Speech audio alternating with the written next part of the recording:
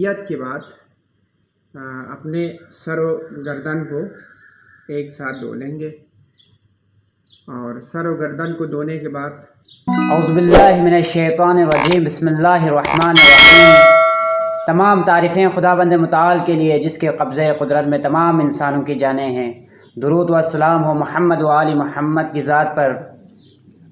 ناظرین، آپ لوگ دیکھ رہے ہیں شمع ہدایت اسلامک پروگرام احکام رمضان کاشف مطہری کے ساتھ۔ ناظرین، یہ مہینہ ماہ مبارک رمضان کا مہینہ ہے۔ اس مہینے میں خداوند متعال نے انسانوں کی ہدایت کے لیے راہ ہموار کیے ہیں۔ یہ مہینہ رحمتوں کا مہینہ ہے، برکتوں کا مہینہ ہے، اطاعت کا مہینہ ہے اور توبہ و استغفار کا مہینہ ہے۔ اس مہینے سے زیادہ فائدہ حاصل کرے اور قرب الہی حاصل کرنے کی کوشش کرے۔ ناظرین، آج ہمارے ساتھ پروگرام احکام رمضان میں ہمارے ساتھ موجود ہے مولانا بشارت حسین صاحب۔ ہمارے پاس چند سوالات ہیں، تو ہمارے پاس پہلا سوال ہے غسل جنابت کا طریقہ۔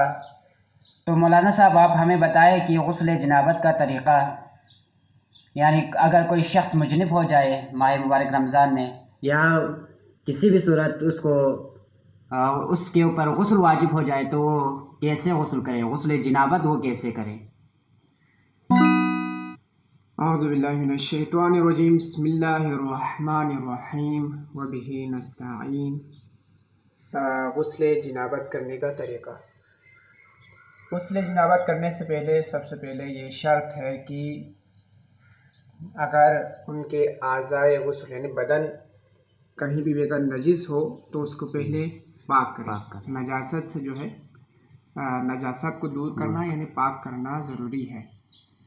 جب اس کا بدن پاک ہو جائے ہونے کے بعد سب سے پہلے وہ نیت کرے گا۔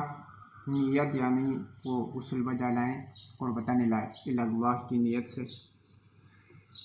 پھر اس کے بعد نیت کے بعد اپنے سر و گردن کو ایک ساتھ دھو لیں گے، اور سر و گردن کو دھونے کے بعد جسم کا دایاں حصہ اور جو کہ کندھے سے لے کر پاؤں تک اور ہاتھ سمیت پورا بدن کا آدھا حصہ وہ دھو لیں گے غسل کی نیت سے۔ پھر اس کے بعد بدن کا بائیں حصہ پورے کندھے سے لے کر پورا پیر ہاتھ سمیت دھو لیں گے۔ تو یہ غسل جنابت کا طریقہ ہے۔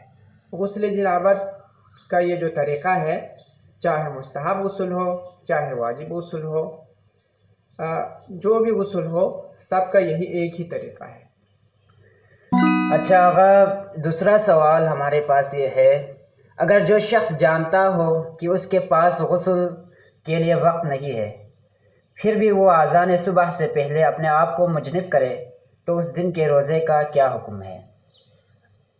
اچھا، اگر کسی شخص کو یہ معلوم ہے کہ اگر میں جنابت میں مبتلا ہو جاؤں یعنی اپنے آپ پر جو ہے غسل واجب کرے، اور اس کو معلوم ہے کہ اس کے پاس وقت نہیں ہے، تو یہاں پر اس شخص کے اوپر ایک فرض ہے کہ وہ تیمم کرنا پڑے گا۔ یعنی اس کے پاس اگر غسل کے لیے ٹائم نہیں ہے تو اس کو تیمم کرنا چاہیے۔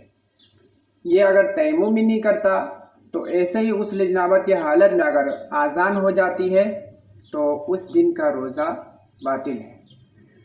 اچھا آغا، وہ شخص جس کے اوپر غسل جنابت واجب ہوا ہے، یعنی وہ شخص جس کے اوپر غسل جنابت واجب ہوا ہو، رمضان مبارک کی رات سو جائے جبکہ اس کو معلوم ہے کہ اذان صبح سے پہلے بیدار نہیں ہو سکے گا، تو اس کے روزے کا کیا حکم ہے؟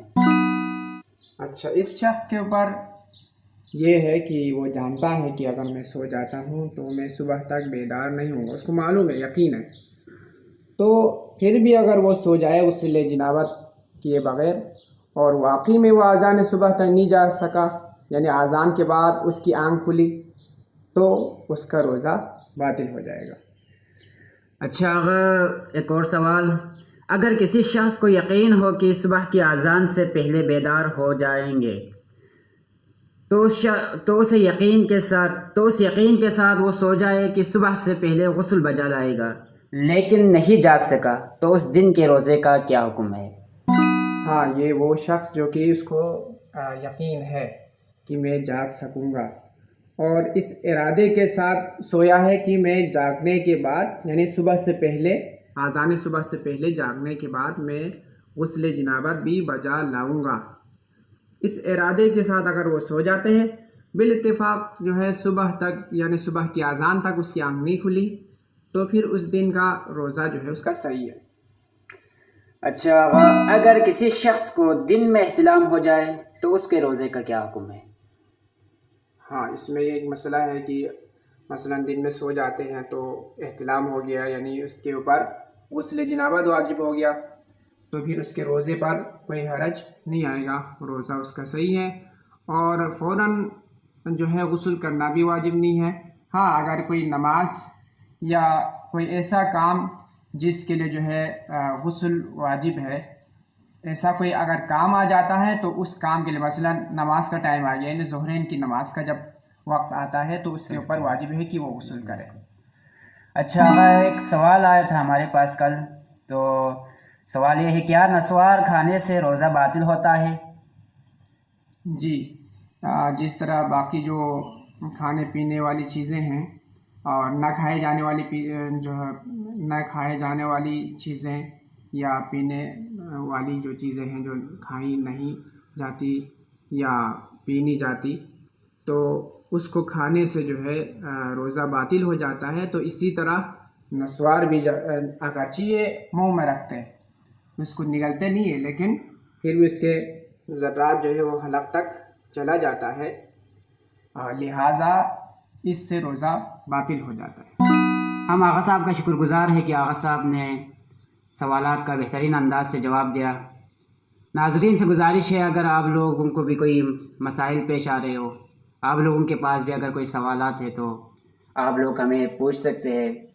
کچھ لوگ ہمیں پوچھ رہے ہیں پرسنل نمبر پر، اور آپ لوگوں باقی لوگوں سے بھی گزارش ہے اگر کوئی سوالات اگر آپ لوگوں کے ذہن میں ہے یا آپ لوگوں کو کوئی مسائل پیش آ رہے ہیں تو آپ لوگ بھی ہمیں کمنٹ کریں یا آپ لوگ ہمارے پرسنل نمبر پر پوچھ سکتے ہیں۔ السلام علیکم ورحمۃ اللہ وبرکاتہ۔